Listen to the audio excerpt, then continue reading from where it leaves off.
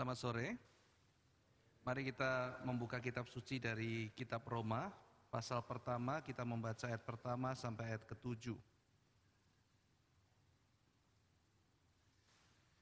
Roma pasal pertama, kita akan membaca ayat pertama sampai ayat yang ke-7. Saya akan membaca ayat pertama, jemaat sekalian membaca ayat kedua. Kita bertanggapan membaca sampai ayat ke-7. Dari Paulus, hamba Kristus Yesus, yang dipanggil menjadi rasul dan dikuduskan untuk memberitakan Injil Allah. Injil itu telah dijanjikannya sebelum dengan perantaraan nabi-nabinya dalam kitab-kitab suci. Tentang anaknya yang menurut daging diperanakan dari keturunan Daud. Dan menurut Roh Kekudusan dinyatakan oleh kebangkitannya dari antara orang mati, bahwa ia adalah anak Allah yang berkuasa, Yesus Kristus Tuhan kita. Dengan perantaraannya kami menerima kasih karunia dan jabatan rasul untuk menuntun semua bangsa, supaya mereka percaya dan taat kepada namanya. Kamu juga termasuk di antara mereka, kamu yang telah dipanggil menjadi milik Kristus. Kepada kamu sekalian yang tinggal di Roma, yang dikasihi Allah, yang dipanggil dan dijadikan orang-orang kudus, kasih karunia menyertai kamu dan damai sejahtera dari Allah Bapa kita dan dari Tuhan Yesus Kristus. Mari kita berdoa. Bapa, kami bersyukur kami telah membaca firman. Hari ini kami memohon sekali lagi Tuhan beranugerah kepada kami, memberikan kepada kami pengertian. Biarlah kami boleh menjadi anak Tuhan yang senantiasa boleh mengikut Tuhan dan boleh senantiasa bersedia dibentuk oleh Tuhan, makin sesuai dan makin serupa dengan gambaran anak-Mu. Kiranya kami diberikan kerelaan hati untuk senantiasa berubah dan senantiasa boleh bertumbuh. Terima kasih ya Tuhan, dalam nama Tuhan Yesus kami berdoa. Amin. Saudara, kita beberapa waktu yang lalu telah membahas sedikit konteks tentang surat Roma, bahwa Paulus sedang membawa persembahan untuk memberikan bantuan kepada orang-orang kudus yang miskin di Yerusalem. Dan dia menjelaskan melalui surat Roma kepada jemaat di Roma, bahwa dia akan datang. Setelah sampai di Yerusalem, dia akan menuju ke Spanyol untuk memberitakan Injil. Dan dalam perjalanannya menuju ke Spanyol nanti, dia akan mampir ke kota Roma. Lalu akan diam beberapa saat, memperkuat iman mereka, dan melibatkan orang-orang Roma untuk memberitakan Injil ke Spanyol. Kita telah membahas bahwa Paulus bukanlah pendiri gereja di Roma. Bahkan kita telah membahas, meskipun tradisi mengatakan Petrus adalah pendiri gereja di Roma, tetapi tidak ada bukti yang kuat yang menunjukkan bahwa Petrus adalah pendiri gereja di Roma. Maka gereja Roma bukan didirikan oleh Petrus, bukan didirikan oleh Paulus, tetapi oleh jemaat yang tidak disebutkan namanya di dalam kitab suci. Nah, saudara sekalian, namun demikian, baik Petrus maupun Paulus pernah mengunjungi Roma dan pernah memberikan kekuatan kepada mereka. Mengenai Paulus ada di Roma, nanti tercatat misalnya di dalam kitab Kisah Para Rasul, pasal-pasal yang terakhir. Saudara sekalian, ketika Paulus berencana untuk ke Roma, dengan tujuan nanti memberitakan Injil ke Spanyol, tampaknya ia akhirnya sampai juga ke Roma, tetapi dengan cara yang berbeda, dengan rencana yang berbeda dari rencana semula. Yaitu pada waktu dia sampai ke Yerusalem, akhirnya dia ditangkap. Lalu kemudian setelah ditangkap, dia harus kemudian diadili. Dan karena dia adalah seorang warga negara Roma, dia naik banding kepada Kaisar. Sehingga dengan demikian akhirnya Paulus tiba di Roma, lalu kemudian memberitakan Injil di sana. Saudara, sekarang saya akan melanjutkan pembahasan, saya akan membahas ayat ketiga. Tentang anaknya yang menurut daging diperanakan dari keturunan Daud. Jadi ini bicara mengenai Injil, ayat 2 mengatakan Injil itu telah dijanjikannya sebelumnya dengan perantaraan nabi-nabinya dalam kitab-kitab suci, yaitu Injil tentang anaknya yang menurut daging diperanakan dari keturunan Daud. Jadi Injil adalah berita mengenai anaknya. Injil adalah berita mengenai Kristus. Memberitakan Injil berarti memberitakan mengenai anak Allah, yaitu mengenai Kristus. Maka seluruh Injil itu terkandung di dalam Kristus. Kristus adalah inti Dan Kristus adalah berita Injil itu sendiri. Maka saudara-saudara sekalian, menyimpang dari Kristus artinya menyimpang dari Injil. Ketika orang tidak lagi beriman dengan benar kepada Kristus, artinya orang itu telah kehilangan Injil yang sejati. Gereja-gereja yang sudah tidak mengakui lagi ketuhanan Kristus, gereja-gereja yang sudah tidak lagi mengakui bahwa Kristus adalah Tuhan yang juga adalah manusia, telah mencampakkan Injil dan telah kehilangan Injil yang sejati. Karena mereka telah kehilangan Kristus yang sejati. Maka kalau gereja tanpa Kristus, maka gereja itu hanya menjadi sebuah klub, menjadi sebuah tempat sosial belaka. Maka gereja, inti daripada gereja adalah berita Injil. Dan berita Injil adalah berita mengenai Kristus. Ini dinyatakan dengan tegas oleh Paulus. Aku memberitakan berita Injil. Dan Injil itu adalah Injil tentang anaknya. Inilah yang dipercayakan Allah kepada kami. Inilah berita yang bukan dari manusia, tapi dari Tuhan. Yaitu Injil tentang Kristus. Saudara sekalian, maka pengajaran Yesus adalah yang paling utama, bukan pengajaran moral. Kalau kita melihat Kristus sebagai guru, lalu kemudian kita melihat dia punya begitu banyak murid, maka kemudian kita mulai bertanya, apa yang menjadi konten pengajaran Kristus? Yang menjadi konten pengajaran Kristus adalah mengenai kerajaan Allah. Tetapi kalau kita tanya sekali lagi, di dalam kerajaan Allah itu siapakah tokoh-tokoh yang terlibat? Siapakah rajanya? Siapa yang paling utama? Di dalam kerajaan Allah ada anggota kerajaan Allah. Dan Yesus memberitakan siapa yang akan masuk kerajaan Allah. Tetapi Yesus juga memberitakan siapa yang akan memerintah dalam kerajaan Allah. Sehingga boleh dikatakan berita Kristus adalah berita tentang kerajaan Allah. Dan berita kerajaan Allah adalah tentang siapa menjadi warga negara dan siapa menjadi rajanya. Maka berita Kristus yang paling utama adalah mengenai Mesias, yaitu mengenai dirinya sendiri. Saudara, ketika kita memberitakan Injil, kita memberitakan tentang Kristus. Kita tidak memberitakan tentang diri. Ketika ada seorang guru mengajar, dia mengajar mengenai tokoh atau objek atau sesuatu yang sedang dipelajari, dikaji dalam mata pelajaran tersebut. Tetapi yang menjadi keunikan dan satu-satunya yang sangat indah adalah ketika Kristus mengajar, yang diajarkan adalah kebenaran, yang diajarkan adalah kehidupan, yaitu mengenai dirinya sendiri. Karena tidak ada di dalam dunia ini di mana orang sekaligus adalah pusat kehidupan. Tidak ada orang di mana diri adalah pusat kebenaran. Maka pribadi yang menjadi pusat kebenaran dan pusat kehidupan, maka pribadi itulah yang menjadi inti dan materi dari pelajarannya. Ini keunikan daripada Kristus, saudara. Ketika dia mengajar, dia bukan seperti ahli Taurat. Ahli Taurat tidak mungkin mengajar tentang dirinya sendiri. Adalah sebuah kesalahan, adalah sebuah dosa kalau seorang pengajar mengajar tentang dirinya sendiri dan menjadikan dirinya sendiri sebagai materi kajian. Bukan, saudara. Tetapi Kristus ketika memberitakan kerajaan Allah, itu memberitakan tentang sang raja. Karena bagaimana mungkin orang bisa masuk kerajaan Allah kalau tidak lewat Kristus. Maka memberitakan kerajaan Allah tidak mungkin memberitakan kecuali harus memberitakan tentang Kristus. Kami memberitakan Injil. Injil itu adalah Injil tentang anaknya, tentang Kristus. Pengajaran Kristus adalah pengajaran yang paling utama. Bukan sekedar pengajaran moral. Agama-agama mengajarkan bagaimana berbuat baik. Agama-agama dan semua tata tertib, semua sopan santun dalam masyarakat mengajarkan mana boleh, mana tidak boleh. Mana baik, mana jahat. Tetapi ketika kita bicara mengenai Injil, kita tidak sekedar bicara ini boleh atau itu tidak boleh. Ini dosa atau itu tidak dosa. Ketika kita bicara Injil, kita bicara pribadi. Kita bicara mengenai Yesus Kristus. Tidak peduli berapa baik manusia, tidak peduli berapa saleh manusia. Tetapi kalau dia tidak mengenal Yesus, dia akan binasa. Itu sebabnya Injil adalah Injil tentang Kristus Yesus. Saudara sekalian, maka moral akan mengalir pada waktu kita bersekutu dengan Kristus. Bersekutu di dalam pelajaran. Kita bisa mengajar ajaran moral tanpa kita harus membahas atau mengajarkan tentang misalnya Kristus. Di luar Injil, semua moral dibahas dan sebagainya. Tetapi ketika kita bicara Injil, kita tidak bisa membahas moralitas dan kebaikan tanpa Kristus. Maka gereja tidak mungkin hanya mengajarkan tips-tips kebaikan. Gereja tidak mungkin mengajarkan tips-tips psikologi bagaimana merasa baik dan merasa bahagia.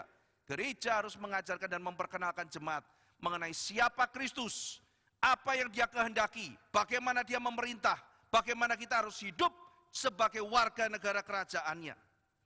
Saudara sekalian, kita bisa membahas etika tanpa membahas siapa yang menggagasnya.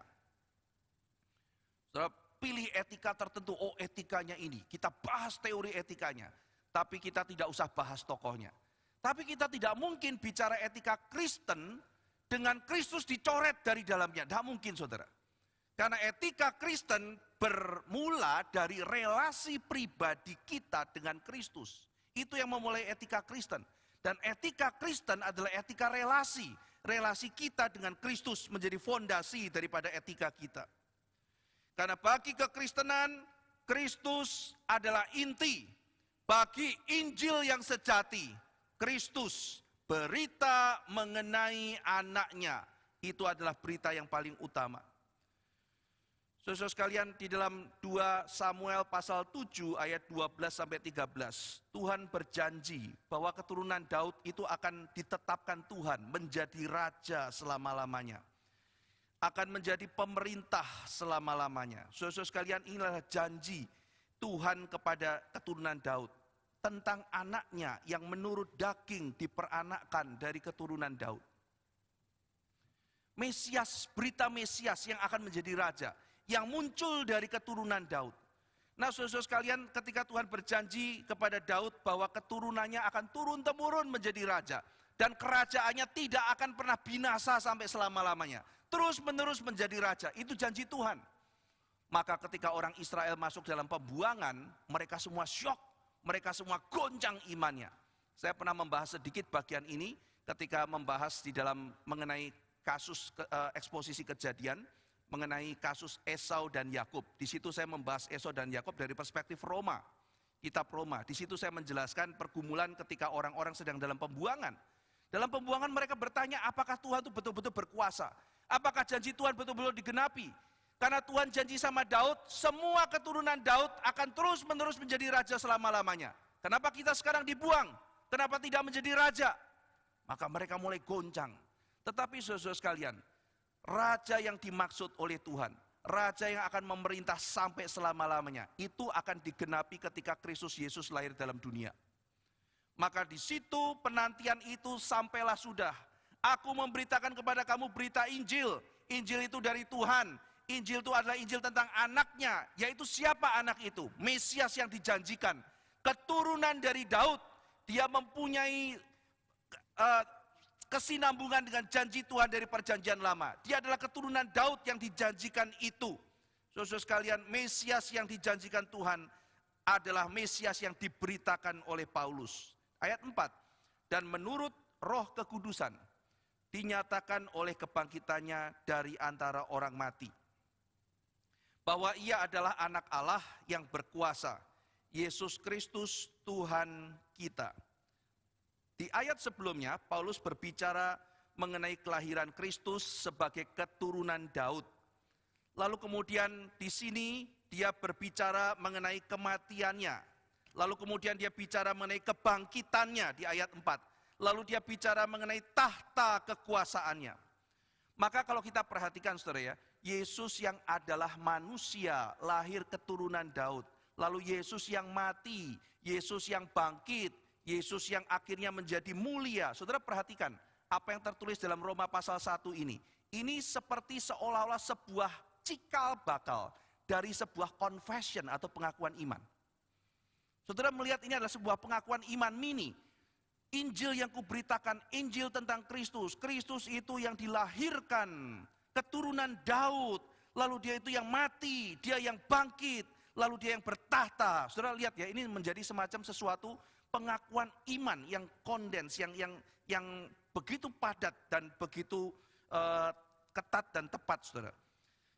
Jadi Paulus mengatakan bahwa Yesus adalah anak Daud. Yesus kemudian juga dikatakan bukan sekedar anak Daud, dia anak Daud dan dia anak Allah. Dia itu manusia dan sekaligus ilahi. Kemudian dikatakan di situ dia adalah seorang anak Daud, itu gelar mesianik. Dia adalah Mesias yang dijanjikan itu. Saudara sekalian, dan dia bukan sekedar manusia, dia adalah anak Allah. Kristus itu dibangkitkan oleh roh yang suci, dibangkitkan oleh roh yang kudus. Bukan roh yang jahat, bukan roh yang menyimpang, tetapi roh yang kudus yang dari Allah dikatakan. Dia dibangkitkan oleh roh kudus yang dari Allah. Saudara sekalian, maka kita melihat di sini adalah semacam sesuatu pengakuan iman yang sangat kental, yang sangat ketat.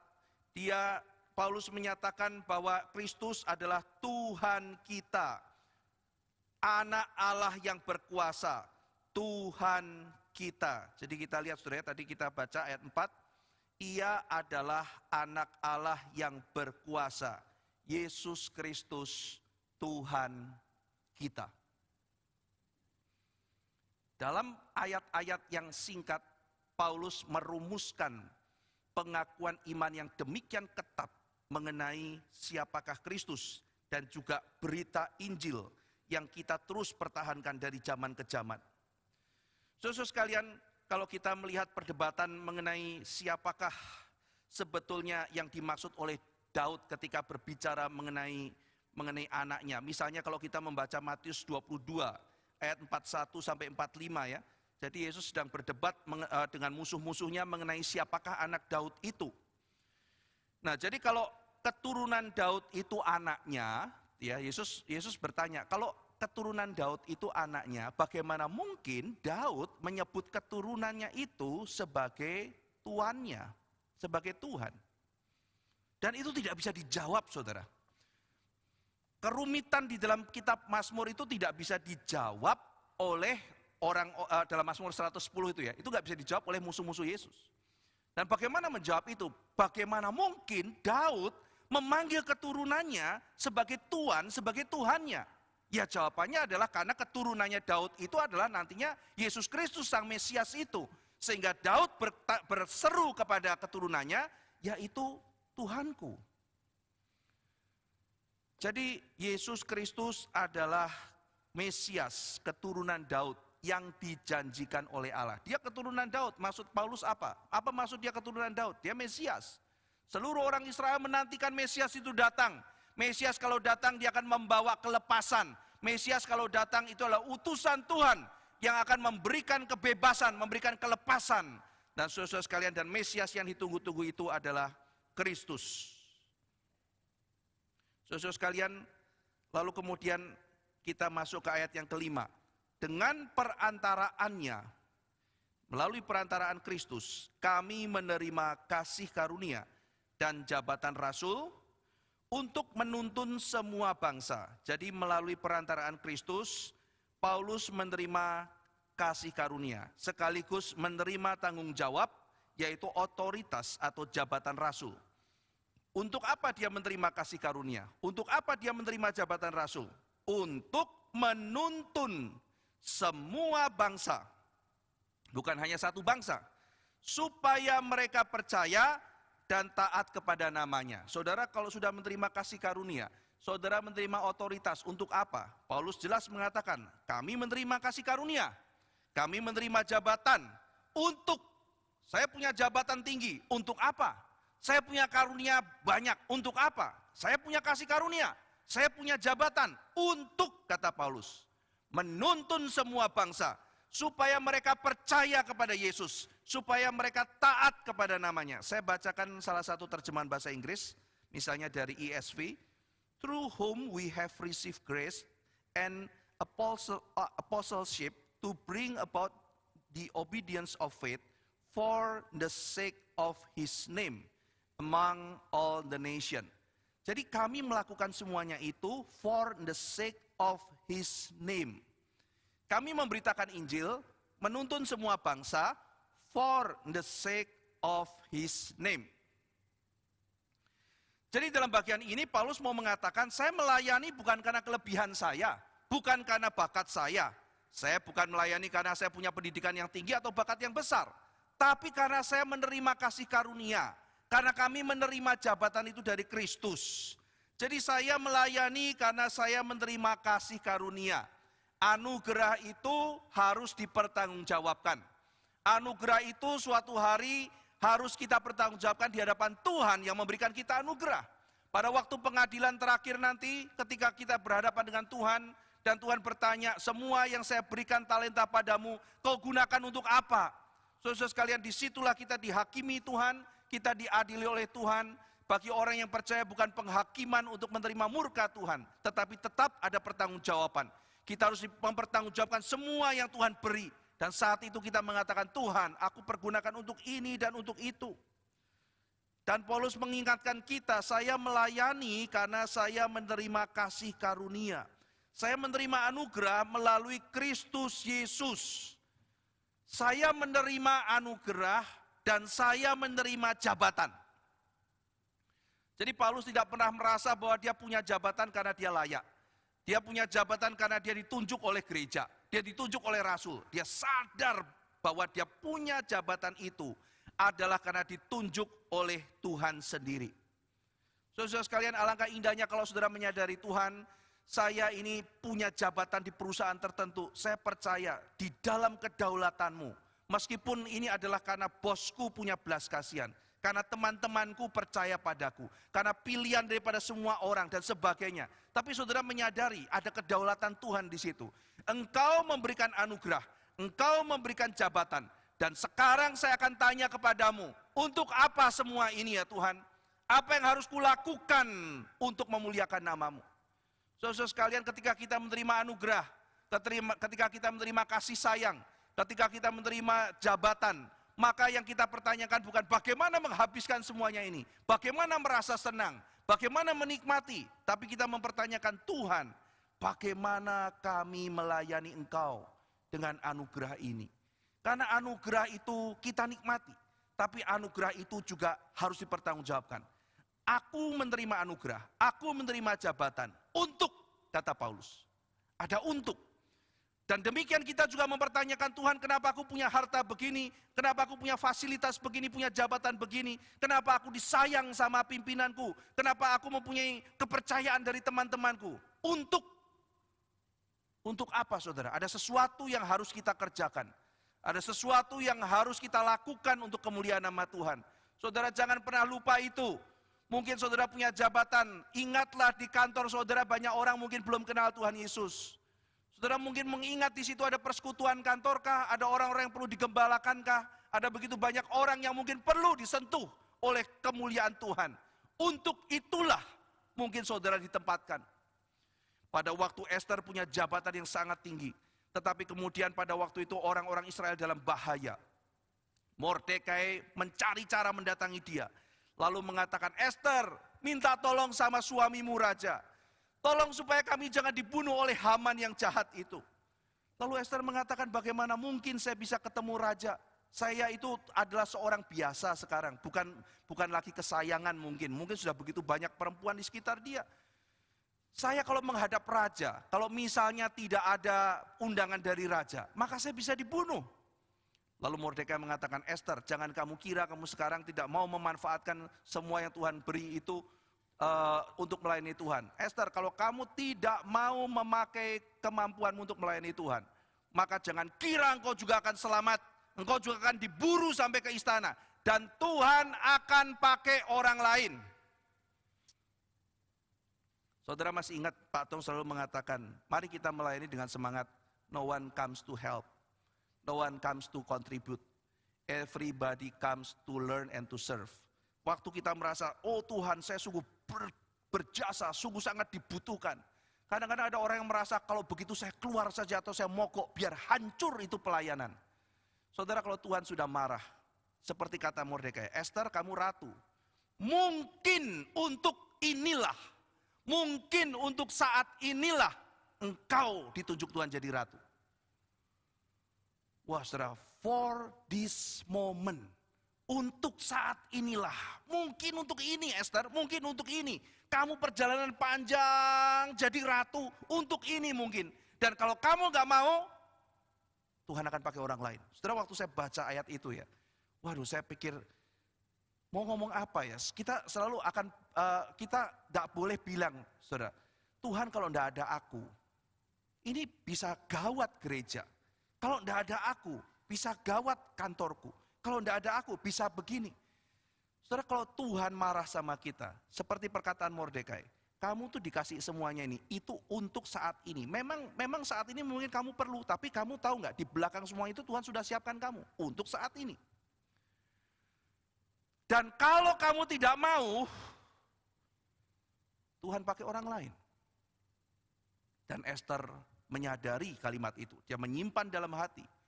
Saudara-saudara sekalian, dan untuk momen itu, Esther meresikukan seluruh hidupnya. Dia bayar harga. Aku mati, asal seluruh bangsaku itu bisa selamat. Dia punya jiwa berkorban, dia berani melayani, dia berani mengambil resiko sebagai seorang anak Tuhan. Saudara-saudara sekalian, saya menerima anugerah, saya ditunjuk sebagai rasul untuk ada pertanggungjawaban. Saudara-saudara sekalian, dan dia mengatakan untuk membawa kabar baik, untuk membawa kabar baik bagi seluruh bangsa.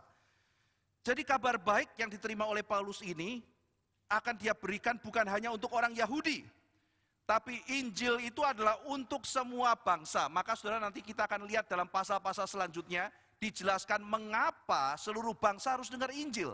Dan bagaimana seluruh bangsa itu klop masuk dalam rencana keselamatan Allah. Bagaimana mereka juga harus melihat orang-orang yang bukan Yahudi. Dia mungkin mau menyelesaikan friksi-friksi yang mungkin terjadi di gereja Roma. Ada kelompok orang Yahudi, ada kelompok orang non-Yahudi. Bagaimana gereja itu bersatu. Bagaimana gereja tidak lihat, oh ini suku ini atau suku ini, bangsa ini atau bangsa ini, tapi menjadi satu yang melayani Tuhan bersama-sama. Maka secara teologis harus dibereskan dulu. Saudara, Injil, kata Paulus, harus diberitakan untuk segala bangsa. Maka kalau kita mengenal istilah globalisasi, saudara, maka Injil itu global. Injil itu bukan lokal, Injil itu adalah kekuatan globalisasi yang begitu besar. Kalau kita mempelajari sejarah globalisasi, kita mengenal globalisasi yang kuno, kita mengenal globalisasi yang modern. Kalau globalisasi yang modern sekarang, itu dimulai dan kemudian disebabkan, dimotivasi oleh bisnis multinasional. Adanya perusahaan-perusahaan yang bukan hanya menjual di satu tempat, tetapi bisa menjual di tempat-tempat yang lain. Maka kemudian karena mereka mau membuka cabang, mereka mau membuat sebuah itu, dibuatlah sebuah budaya yang bisa mempersatukan, muncullah budaya pop. Dan media yang dipakai adalah teknologi. Teknologi bisa membuat global village, desa yang gede. Yang tadinya jarak luas sekarang menjadi satu. Dan supaya bisa jualan untuk ke seluruh multinasional, culture-nya harus disamakan. Maka muncullah globalisasi budaya. Lewat Hollywood, lewat apa segala macam, seluruh selera disamakan, saudara. Kalau orang seleranya sudah sama, jualannya lebih gampang. Maka kemudian ini yang menjadi pilar-pilar dari globalisasi yang ada di dalam zaman sekarang modern. Perusahaan, bisnis, bagaimana buka cabang sampai kemana-mana. Ada perusahaan makanan, perusahaan minuman yang bisa punya cabang di hampir seluruh dunia. Seleranya semuanya disamakan. Industri musik, lah susah saudara kalau musiknya lain gitu ya. Orang Amerika punya musik sampai di sini, oh saya dengarnya gamelan kok gitu, tidak laku gitu. Yang sebelah orang Jawa gamelan, pergi sedikit ke sana suriling bambu, sebelah sana kolintang, tidak ada bisa jualan gitu. Musik apa nih? Ribut gitu ya. Kolintang gitu. Nah maka dibikin sama semua lah ya kan.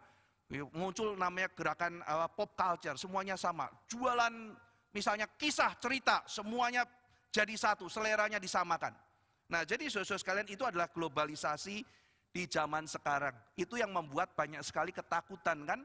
Bagi orang-orang Kristen juga, ketika nilai-nilai global masuk, kemudian kita mempertahankan nilai-nilai kekristenan, tetapi sementara mereka pulang, mereka di sekolah ketemu temannya, mereka kemudian lihat TV, lihat apa, semua yang dibicarakan adalah hal-hal yang bersifat globalisasi.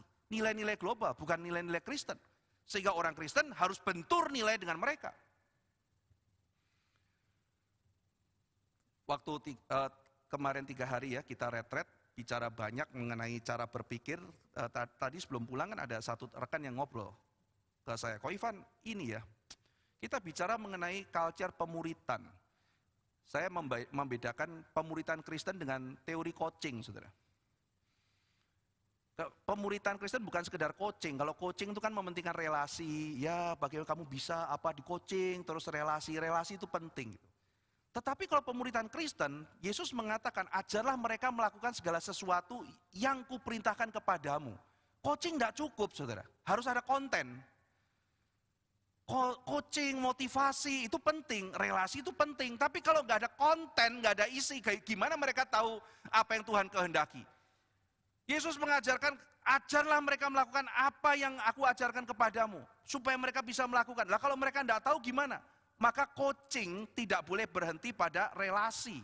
Coaching juga harus sampai kepada pemberian materi kalau dalam Christian discipleship. Mereka harus tahu apa yang Kristus mau. Mereka harus tahu apa yang Kristus ajarkan. Baru kemudian bisa mereka melakukan. Nah jadi saudara-saudara sekalian, tetapi kalau kita melihat semua prinsip-prinsip coaching yang ada di media sosial berbeda sekali, saudara. Kelihatan memang baik, tidak ada bedanya, karena kita tidak bisa mengerti keunikan berita Kristen, ya tidak ada bedanya, sehingga akhirnya cara mengajar di gereja pakai cara di dunia. Itu yang terjadi, itu bahaya globalisasi, bukan? Globalisasi membuat semua selera sama. Nah kalau selera sudah sama, kita lain sendiri, beda. Dulu di sekolah filsafat, berapa banyak yang pegang teori bahwa anak lahir itu berdosa? Ya cuma orang-orang Kristen, saudara. Orang lahir itu tabula rasa. Dosa itu apa? Apalagi pegang dosa turunan. Ya itu yang percaya ya orang-orang Kristen. Tapi kata intelektual, orang yang pegang manusia lahir berdosa, ya itu kan minor gitu. Ya kan, orang ya bayi itu polos, suci, putih, ini segala macam. Orang Kristen mengatakan enggak loh, kita mengenal ada yang namanya dosa turunan, original sin. Kita menjadi berbeda, saudara. Dan ketika dari luar tuh suara lebih kencang, kita harus berhadapan dengan nilai-nilai global. Ya kan? Jangankan kita sebagai komunitas Kristen, saudara kalau melihat ya zaman Orde Baru, hati-hati dengan budaya asing, kan begitu kan saudara ya? Budaya asing tidak sesuai dengan cita budaya Indonesia lokal kita dan sebagainya. Kan itu kan menjadi sesuatu yang saudara yang sekolah SD tahun 80-an gitu kan ya. Itu kan selalu didengungkan oleh guru kita kan. Kita harus cinta budaya kita. Jangan kita tertipu oleh budaya asing. Nah, itu kan muncul kan saudara. Terus didengungkan. Kenapa saudara? Globalisasi. Sekarang mau gimana gitu ya. Kemarin saya tanya sama anak di Surabaya. Kamu tahu ini enggak? Siapa di sini yang pernah makan semanggi? Itu makanan khas Surabaya, saudara. Di satu kelas itu cuman berapa? 3 atau 4 anak tunjuk tangan. Yang lain, semanggi apa Pak? Daun semanggi. Udah, aku ngomong, makanan khas Surabaya semanggi, siapa? Cuma 3-4 orang angkat tangan. Kamu makan di mana? Di sini Pak. Kamu di mana? Di sini. Oke. Terus saya nanya lagi, siapa di sini yang pernah makan sushi? Semua angkat tangan, saudara. Itulah globalisasi. Makanan khas sendiri enggak tahu. Sama kalau di kelas waktu di Surabaya, di Jakarta saya tanya, siapa pernah makan nasi ulam? Ada yang nanya, apaan tuh nasi ulam? Apaan tuh nasi ulam gitu? Itu makanan Betawi. Siapa pernah makan nasi ulam? Enggak ada. Tapi kalau bicara mengenai sushi, semua angkat tangan, saudara. Sashimi, wah itu makanan kesukaan saya gitu kan. Itulah globalisasi, saudara. Jadi yang harusnya di dekat kita malah enggak tahu, ya kan? Saya kemarin nanya itu orang-orang Surabaya. Nah, kamu tahu Denny Caknan enggak, Nak? Penyanyi campur sari itu. Siapa itu, Pak? Itu. Enggak tahu ya? Enggak tahu. BTS tahu enggak? Tahu, Pak, itu. Kamu Denny Caknan enggak tahu kok, deket gitu. Lalu yang namanya si siapa? BTS jauh situ. Nah, itulah namanya globalisasi. Jadi saudara bisa terlihat ya bahaya globalisasi bisa seperti itu. Nah, globalisasi memang ada banyak bahaya, tapi bukankah globalisasi juga ada banyak keuntungannya? Jadi kita harus melihat dua sisi ya. Kita harus melihat dua sisi. Ada begitu banyak keuntungan dari globalisasi, tetapi ada juga kekurangan dari globalisasi. Salah satunya kan globalisasi membuat seluruh dunia jadi sama. Jadi seragam, saudara. Saudara kalau misalnya pergi ke kota mana, masuk ke mall, mau makan, ya itu kan. Mau masuk toko baju, ya itu kan tokonya gitu. Sama semua, seragam semua gitu kan. Saudara kan jarang masuk ke satu kota terus kemudian toko baju, bikinan sendiri, merek sendiri, itu jarang sekali saudara itu. Ya, misalnya sebelah Apple komputer, sebelahnya banana komputer kan jarang gitu saudara. Rakit sendiri, sebelahnya papaya komputer gitu. Sebelahnya lagi grape komputer gitu ya. Asli Madiun gitu ya. Jarang saudara yang begitu ya kan. Orang kan selalu ya itu nilai-nilai global kan, itu kepercayaan global dan sebagainya. Nah, tetapi globalisasi itu bukan dimulai dari sekarang saudara. Setiap zaman itu kita melihat ada globalisasi dan motivasinya beda-beda. Kalau sekarang itu adalah misalnya pergerakan perusahaan multinasional. Salah satu motifnya adalah perdagangan, alatnya adalah teknologi dan sebagainya, menimbulkan perdagangan luas. Kemudian salah satu instrumennya adalah budaya populer untuk menyamakan seluruh selera. Tapi kalau kita melihat zaman dulu, saudara, Alexander Agung itu memulai yang namanya, sudah memulai globalisasi. Dia menaklukkan semua dan dia terobsesi dengan budaya namanya Helenisme. Lalu kemudian kemana-mana dia pergi, dia populerkan bahasa Yunani. Lalu kemudian dia di akhir hidupnya bikin koin mukanya dia, jadi alat perdagangan. Kemana-mana dia bikin Alexandria City. Sehingga terjadi kesatuan semacam globalisasi. Begitu luas tuh budayanya sama semua, saudara. Nah itulah yang nanti memungkinkan akhirnya munculnya penginjilan global. Nah itu Alexander Agung, motivasinya adalah bagaimana menaklukkan kota dan kemudian membawa budaya Yunani itu masuk ke seluruh dunia. Alexander Agung pernah dikhotbahkan Pak Tong ya, belum lama yang lalu Pak Tong khotbah tentang Alexander Agung. Dia itu orang yang pikirannya out of the box. Pikirannya sangat out of the box. Misalnya gini saudara ya, di zamannya dia, orang itu cenderung, gurunya bahkan lah Aristotle, Pak Tong pernah ngomong ini kan, Aristotle itu sangat menjaga ras. Sangat menjaga ras. Jadi ya orang Yunani ya nikalah sama orang Yunani. Kita kan semua cenderung begitu kan saudara ya. Kalau ngajarin anak biasanya apa? Ya nak sebisa mungkin ya kan, kalau nikah dapat suku sendiri, bangsa sendiri, yang mirip kita, dan sebagainya kan gitu kan ya. Kalau orang pada umumnya itu begitu. Alexander Agung enggak loh saudara. Dia pada waktu menaklukkan Persia hebat juga ya, lebih hebat dari kita loh, kita belum pernah lihat gini. Kalau Persia campur kita jadi gimana ya, nah itu pikirannya. Apa jadinya ya kalau West and East bersatu. West dan East kalau bersatu cara paling cepat gimana? Nikah lah, saya nikahin tuh, penguasanya saya nikahin. Terus pada satu hari dia bawa 1000 orang nikah sama-sama. Itu social eksperimen terbesar zaman itu loh saudara. Oh, luar biasa loh, itu orang pikirannya out of the box itu. Iya kan, jadi apakah dia dipengaruhi Aristotle? Kalau secara dalam dunia filsafat, dia itu kan murid dari seorang yang filsuf terbesar zaman itu ya. Jadi dia tuh anak Philips. Dia tidak terlalu akur sama bapaknya, tapi Alexander harus hutang budi sama bapaknya. Karena dia bisa berkuasa karena modal dari bapaknya. Jadi dari Macedonia kerajaan yang nothing digarap papanya sampai gede. Jadi setelah gede papanya mati, Alexander tinggal punya modal meneruskan. Kerajaannya sudah hebat dan kaya dulu. Ya kan? Nah, Philips itu punya strategi ya, ketika dia lihat Macedonia itu miskin, sama Athena sama Sparta kalah. Caranya gimana? Caranya adalah dia lakukan edukasi yang luar biasa kepada seluruh rakyatnya, dikasih edukasi. Termasuk putra mahkotanya, dipanggilin guru namanya Aristoteles yang paling top saat itu, suruh ngajar anaknya. Jadi bangsanya dididik, anaknya sendiri dikasih pendidikan yang terbaik, lalu kemudian setelah itu militernya diperkuat. Sampai akhirnya diserang oleh orang bangsa-bangsa sekitar, tidak pernah kalah saudara, sampai dia bingung sendiri.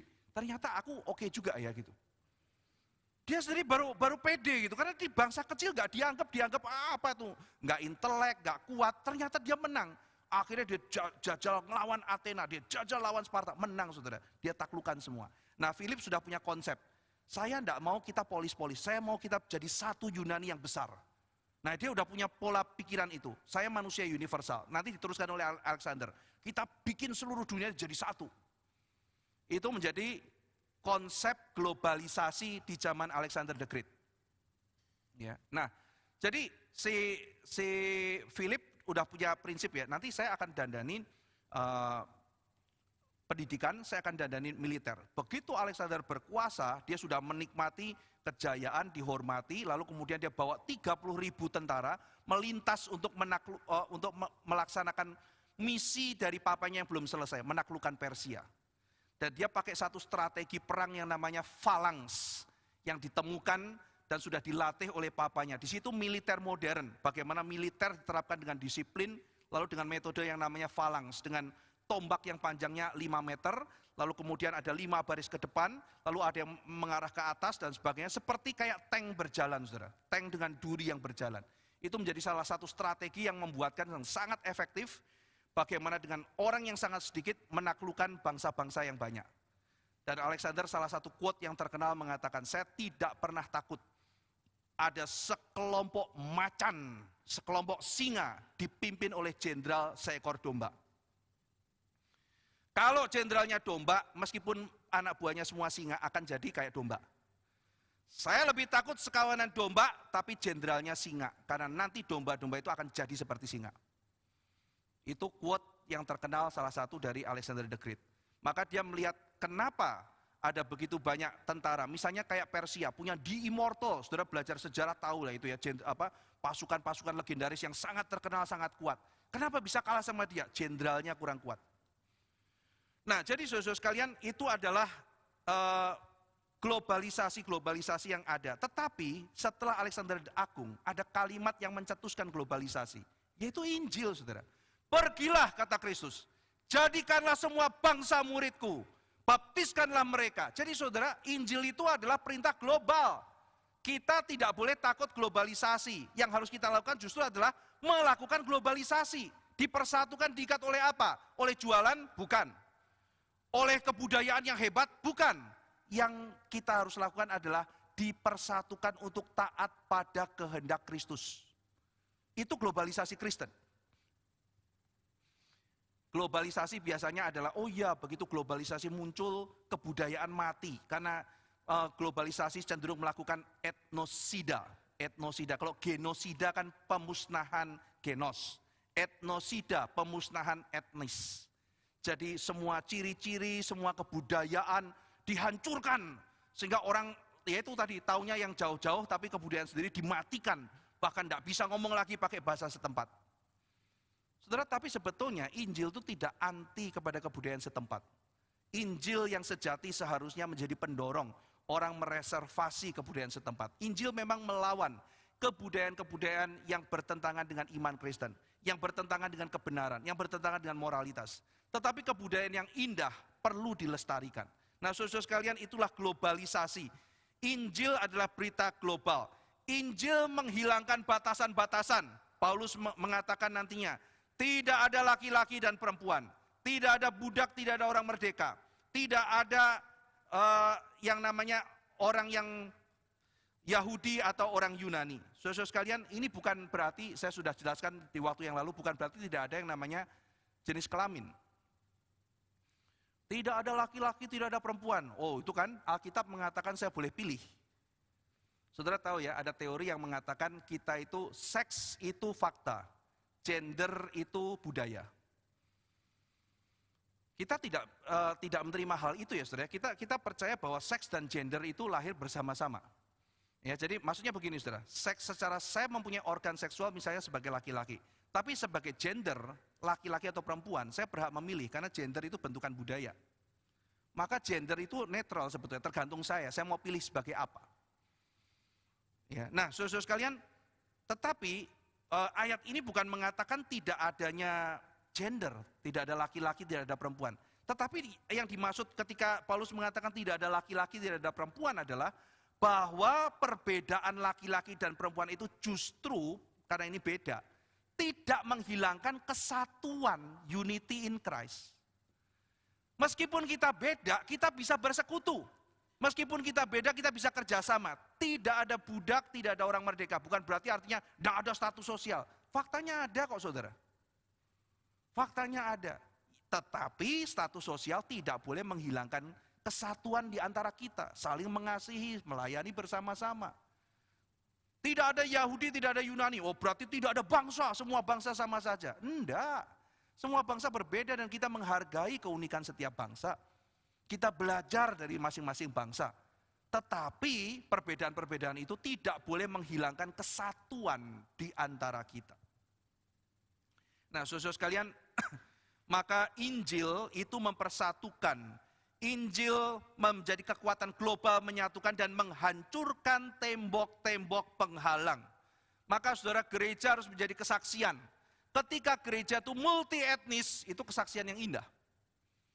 Bagaimana kita betul-betul menghidupi yang namanya tidak ada laki-laki, tidak ada perempuan, tidak ada budak, tidak ada orang merdeka, tidak ada Yahudi, tidak ada Yunani.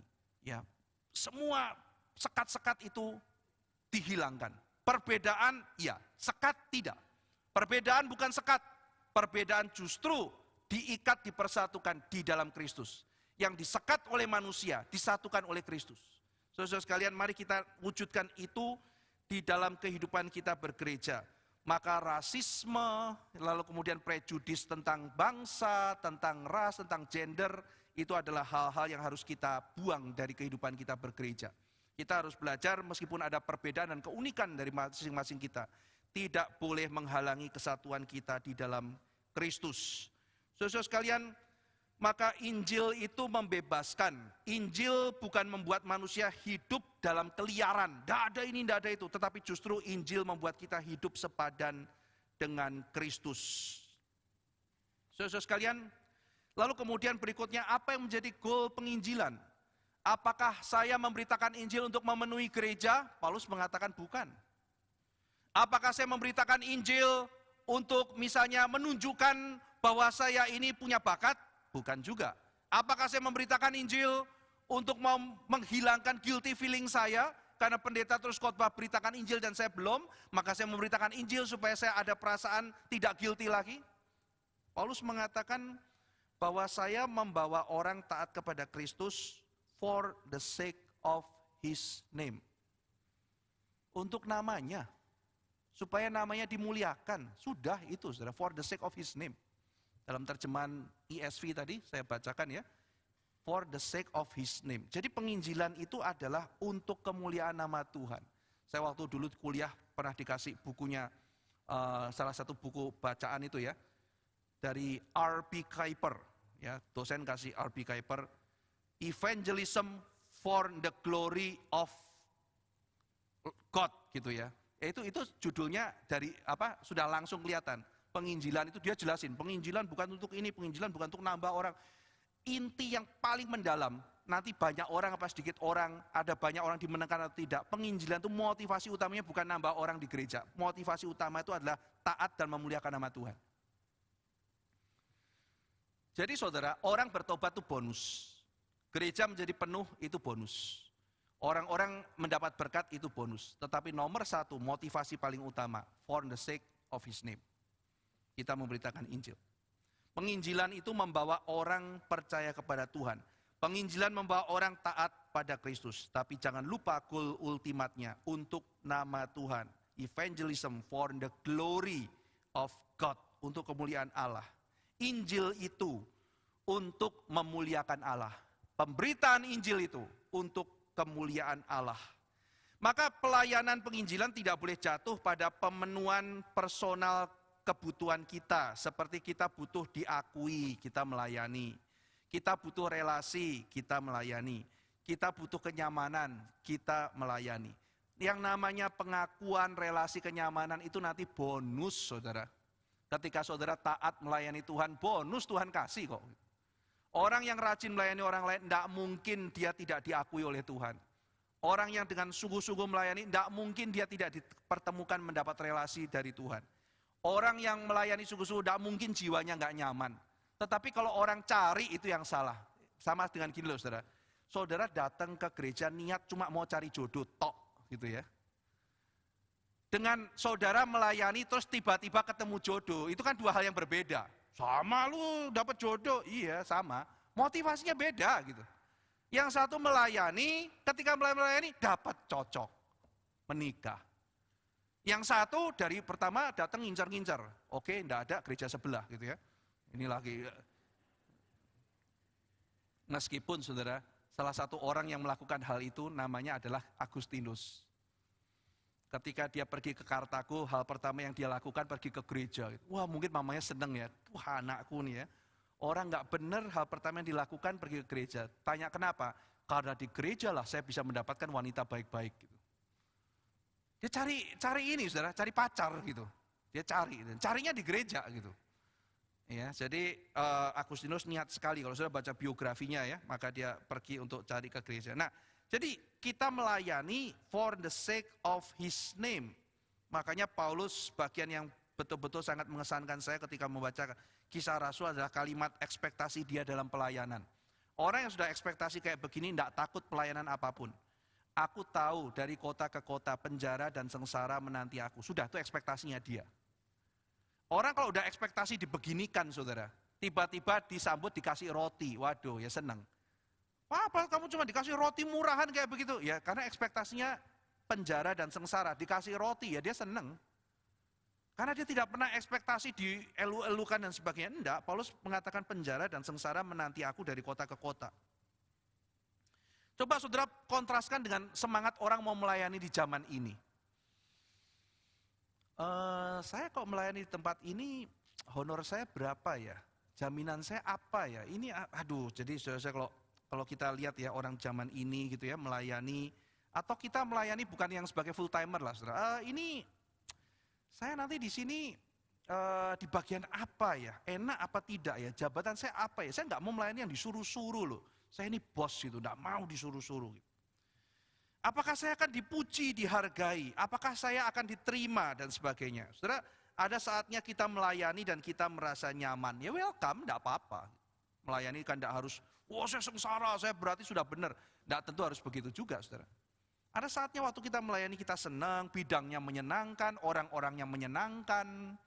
Lalu kemudian saudara juga akhirnya berbuah, saudara senang, keluarga senang, semua senang.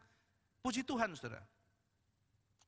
Pride kita diakomodasi juga gitu ya. Pada waktu kita menolong orang lain, kita kan senang saudara. Kita waktu menolong orang lain kan kita merasa diri kita terpakai. Iya kan? Jadi wah diri saya terpakai, saya ini menjadi orang yang berguna, saya menjadi orang yang berharga. Ya enggak apa-apa saudara ketika saudara melayani dan saudara melihat buahnya kan baik juga gitu. Tapi saudara, kadang-kadang kan kita jadi bingung, ini motivasi saya benar apa enggak? Saudara pernah enggak mikir begitu ya? Ini motivasi saya benar apa enggak ya gitu. Saya melayani dan saya nikmat loh. Ya enggak salah kan? Ya enggak salah, lanjut kan. Saya melayani dan saya itu mendapatkan pengakuan loh. Sudah dipuji, pelayanan orang itu bagus loh. Orang itu rajin loh, dipromosikan gitu ya, dikasih kepercayaan lebih. Saudara juga senang. Lalu anak saudara juga bilang, "Pi, enak ya di sini ya pelayanan ya." Istri juga senang, "Waduh saya cocok sekali." Wah, teman-temannya baik semua. Wah, saudara kita merasa nyaman, saudara. Tapi saudara kadang-kadang Tuhan sengaja memunculkan kritik kepada kita. Menyediakan orang-orang yang menyebalkan dan sebagainya. Saya baca satu tulisan mengenai padang gurun jiwa, saudara. Padang gurun jiwa. Waktu itu Agustinus menulis, ada saatnya ya waktu kita beribadah, kita tuh bingung, saya ini menikmati Tuhan atau menikmati ibadahnya. Lalu Agustinus mengatakan, itu sebabnya kadang-kadang jiwa kita seperti padang gurun yang kering. Meskipun kita berteriak kepada Tuhan, kok seolah-olah Tuhan membiarkan padang gurun itu ada. Dan Agustinus menulis, pada saat itu kita harus ingat selalu. Kita diingatkan, kita tuh cari Tuhan atau cari kesenangan beribadah. Kita cari Tuhan atau cari kesenangan beribadah. Jangan kendor, jangan putus asa, jangan patah semangat, dinasihati oleh Dia. Maka ketika muncul kritik, muncul serangan, muncul ketidakpuasan, saat itu apakah kita mundur atau kita menguji hati kita? Ya Tuhan, aku sekarang dibeginikan. Sekarang saatnya, apakah aku melakukan ini untuk namaku atau untuk namamu? Saudara, kadang-kadang kita bisa melihat diri kita lebih jelas. Motivasi kita lebih jelas, justru pada waktu ada kesulitan-kesulitan seperti itu. Jadi pesan saya saudara, ketika saudara sedang melayani baik-baik, terus melayani dengan baik, puji Tuhan. Tapi waktu kesulitan datang, jangan cepat putus asa. Tapi ini adalah satu kesempatan kita merenung di hadapan Tuhan. Tuhan, apakah aku melayani ini, melakukan ini untuk Engkau? Wah, kalau aku tidak dapat keuntungan, aku masih mau melayani enggak ya? Ya saudara, kadang-kadang waktu jalankan pelsis itu saudara, sudah kita tuh kasih waktu, ya kan? Kasih waktu, lalu kadang-kadang kalau regional juga kan, saudara tuh sudah nabung, keluar ongkos tiket, naik pesawat, datang ke satu tempat, masih sewa kendaraan lagi sampai ke daerah, lalu mau khotbah di situ. Gerejanya jual mahal, saudara. Oh, Anda mau khotbah di sini ya? Sudah ada referensi dari sinode belum? Saya dalam hati pikir, lu kurang ajar banget gitu kan ya. Tapi kan nggak bisa begitu kan saudara. Lu sudah ada referensi sinode belum? Sudah gitu. Mana surat referensinya? Ya saya ketemunya nggak ini, tunjukin foto-foto atau apa. Nggak bisa kalau nggak ada referensi sinode. Nggak bisa. Gitu kan ya. Terus kemudian, oh kita begini-gini, dilecehkan, diapa gitu kan ya. Kadang-kadang kalau kita pikir ya, waduh ini tuh udah kayak begini gitu ya. Kita udah datang setengah mati, mau memberikan sesuatu, ya kan, untuk mereka, ya kan. Tetapi bukannya didukung, malah seringkali dilecehkan. Tapi saudara mau nggak melayani tempat-tempat seperti itu? Ya. Sudah janji waktu datang mau khotbah, anak-anaknya mana Pak? Oh iya saya lupa umumkan. Aduh sakit hati saudara. Udah datang setengah mati gitu kan ya, kosong nggak ada orang saudara. Saya lupa umumkan, lupa kan sudah janjian, sudah telepon lama segala, ini gimana nih humasnya? Saya lupa, sorry lain waktu gimana caranya gitu. Sedih gitu ya, kadang-kadang tanya masih mau balik lagi nggak ya ke sini ya? Ya kan? Di tempat yang diterima, saya pasti balik lagi gitu kan ya. Janjinya 500 yang datang 1.500, besok saya datang lagi gitu kan ya. Tapi datang ya ogah-ogahan kayak begitu, nggak niat gitu ya. Masih mau datang lagi nggak saudara? Kadang-kadang ketika kita gagal, kita perlu pikir baik-baik, Tuhan apakah Engkau sedang menguji saya? Apakah saya akan pergi lagi? Apakah saya betul-betul pergi karena kasih? Apakah saya pergi karena namamu? Saudara sekalian, secara global semua yang kita lakukan adalah bagian dari pembangunan tubuh Kristus dan untuk memuliakan nama Kristus.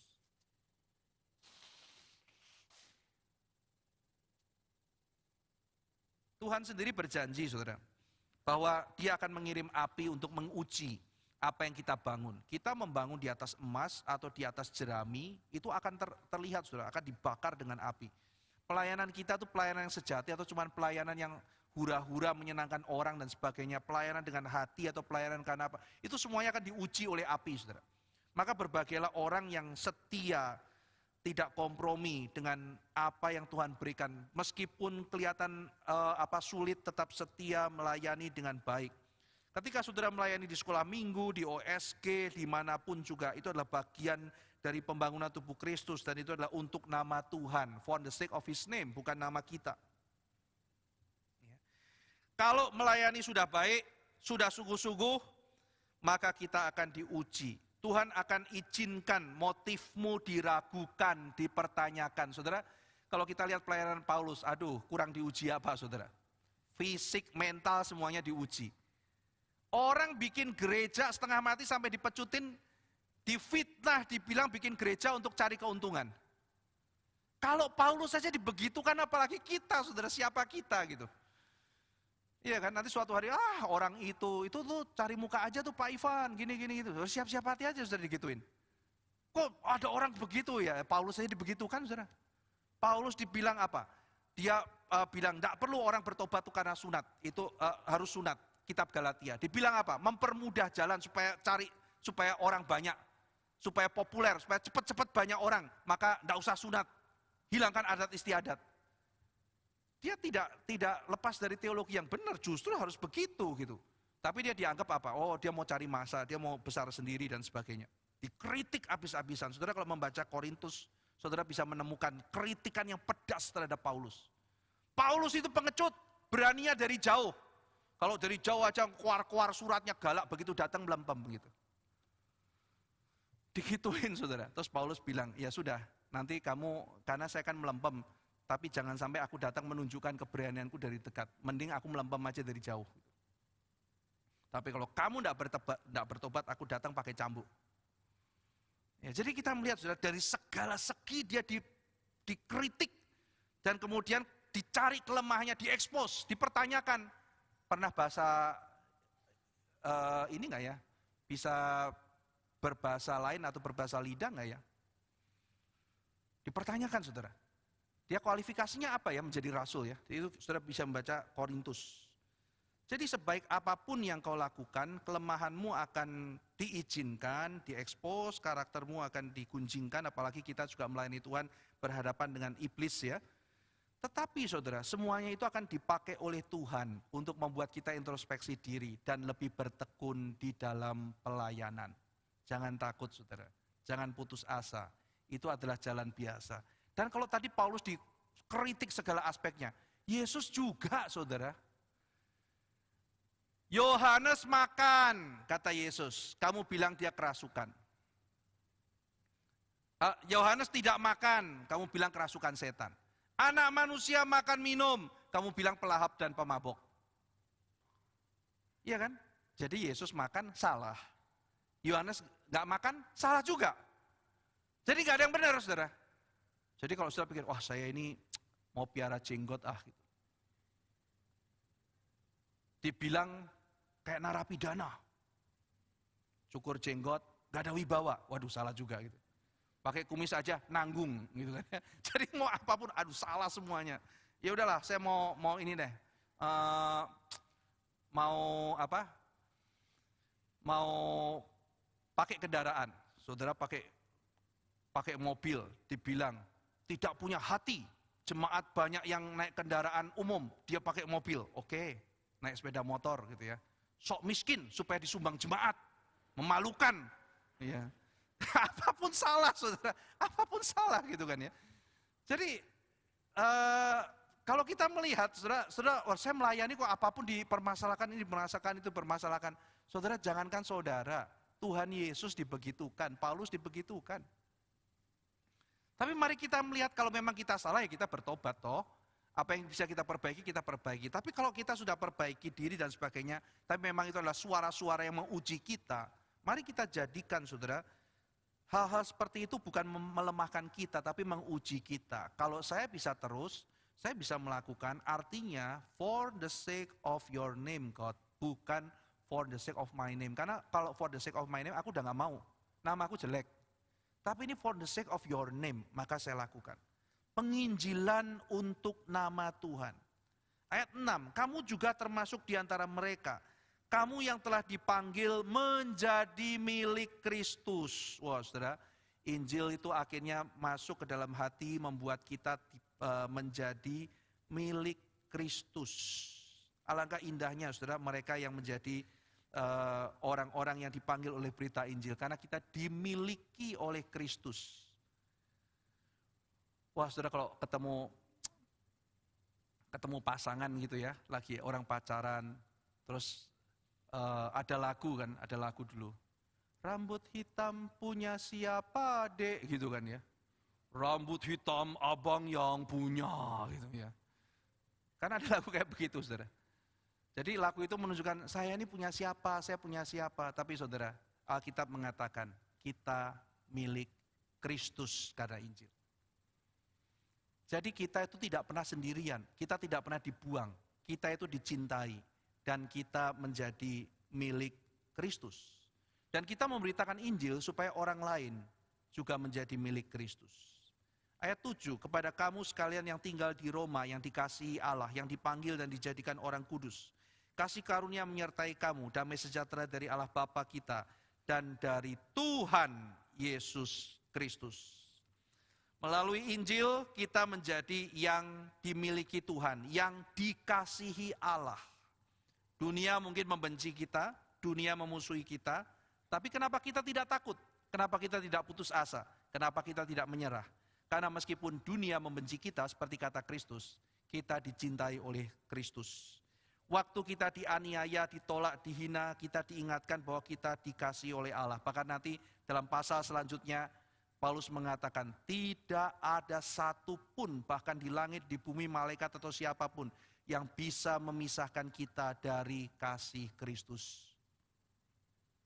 Penganiayaan tidak bisa, pedang tidak bisa, kemiskinan tidak bisa, bencana tidak bisa. Tidak ada satupun yang bisa memisahkan kita dari kasih Kristus.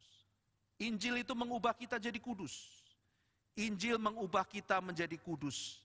Dan kita menjadi orang-orang yang harus hidup kudus. Injil mengubah siapa kita. Dan Injil mengubah untuk apa kita berada. Sekali lagi saudara-saudara sekalian.